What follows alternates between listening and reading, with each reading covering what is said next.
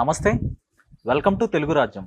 ఈరోజు మనతో పాటు ప్రత్యేక అతిథి ఉన్నారు. ఆయన ఉమ్మడి ఆంధ్రప్రదేశ్ రాష్ట్రానికి హోంమంత్రిగా పనిచేసిన శ్రీ ఎంవి మైసూరారెడ్డి గారు. తాజా రాజకీయాల గురించి ఈరోజు వారితో చర్చించే ప్రయత్నం చేద్దాం. సార్ నమస్తే.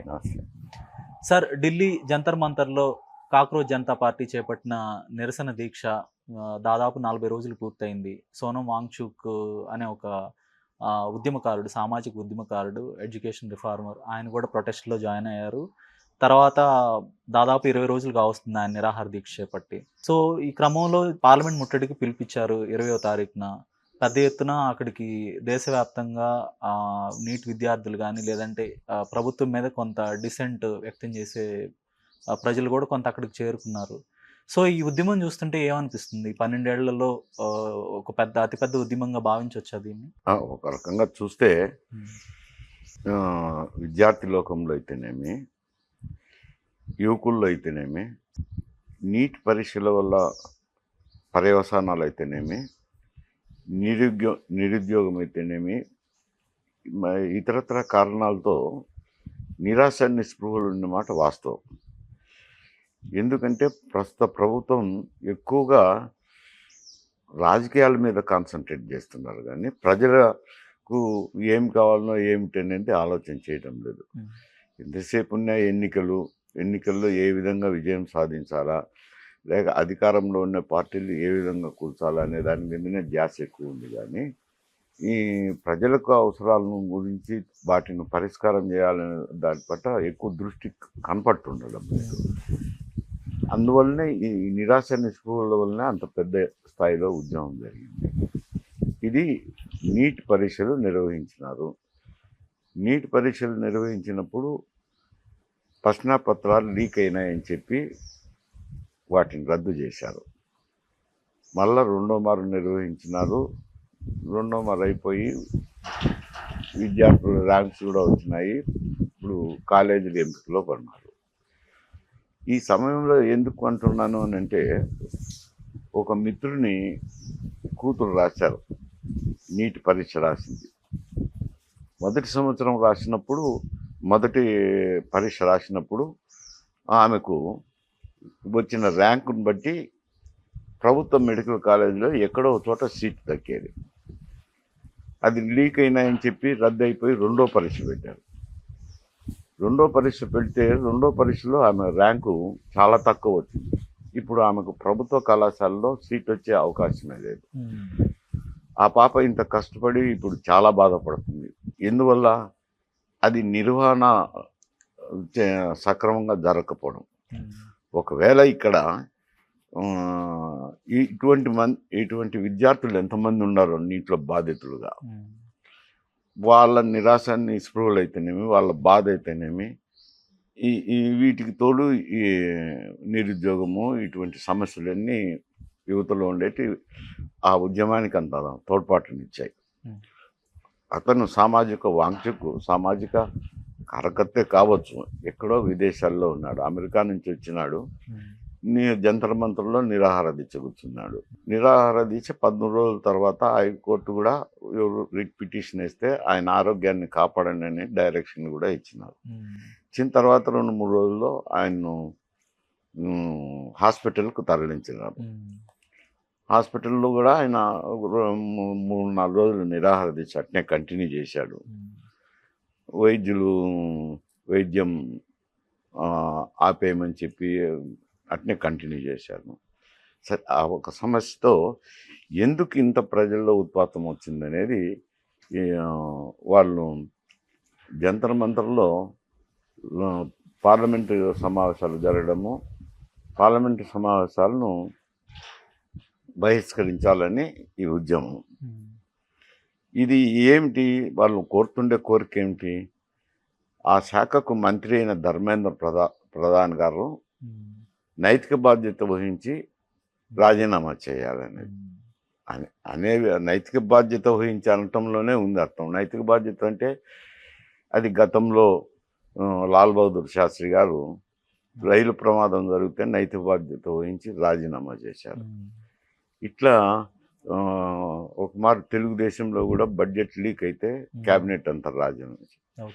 ఇది నైతిక బాధ్యత అంటే వారి నైతికతకు వారి నిబద్ధతకు, నిజాయితీకి, వారి సంస్కారానికి సంబంధించిన వ్యవహారం. ఇక్కడ కూడా ఈయన నైతిక బాధ్యత వహించాలా, అది ఒకరు డిమాండ్ చేస్తే వచ్చేది కాదు, ఆయన కొద్దీ ఆయన చెయ్యాలా.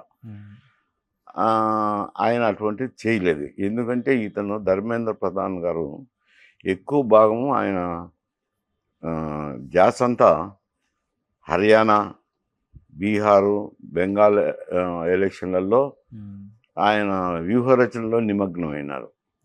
ఆయన శాఖపై కేటాయించలేకపోయినారు, ఎక్కువ సమయం కేటాయించలేకపోయేసరికి ఆ శాఖ ఒకవేళ అది ఆ కమిటీని, నీట్ కమిటీని అపాయింట్ చేసేది ప్రైమ్ మినిస్టర్ ఆఫీస్ కావచ్చు, ఈయనకి సంబంధం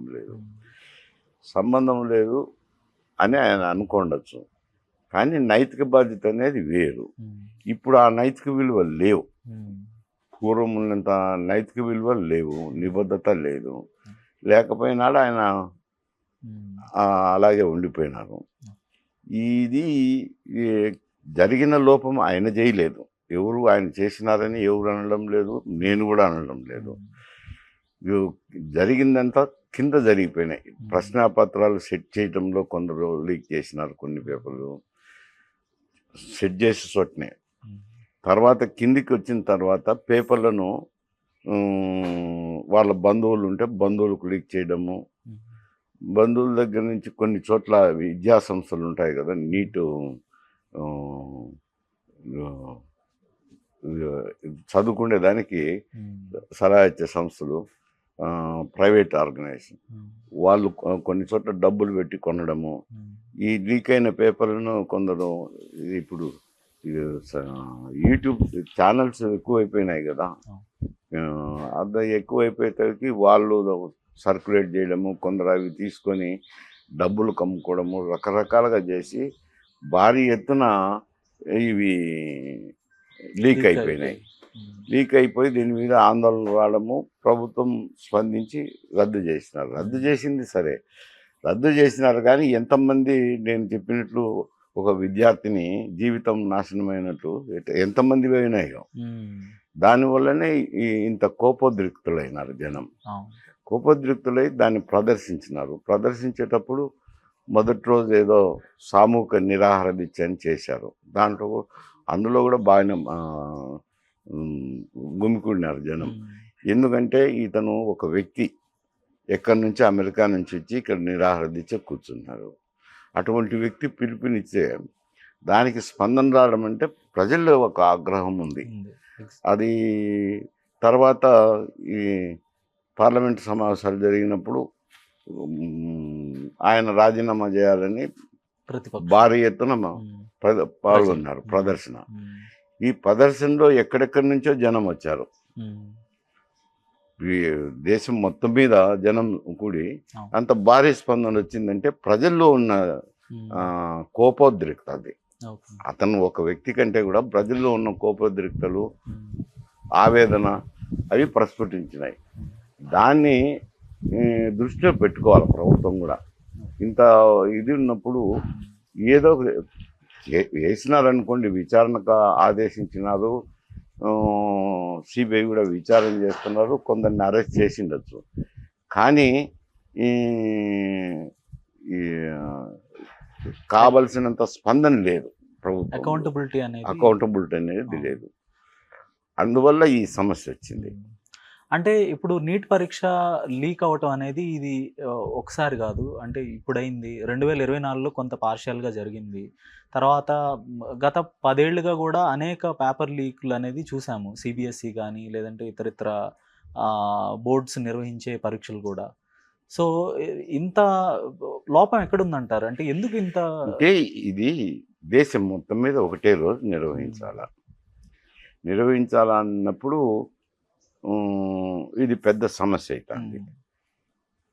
ఇవి పద్ధతి బాగలేదని చెప్పలేం, కానీ ఇంత భారీ స్థాయిలో నిర్వహించాలన్నప్పుడు ఇటువంటి లోపాలు వస్తాయి. ఈ లోపాలను ఒక మార్పు జరిగిన తర్వాత, గతంలో జరిగినాయి కాబట్టి దాన్ని దృష్టిలో పెట్టుకొని ఈ పరీక్ష విధానాన్ని మార్పు చేయాల్సింది ఉంటుంది.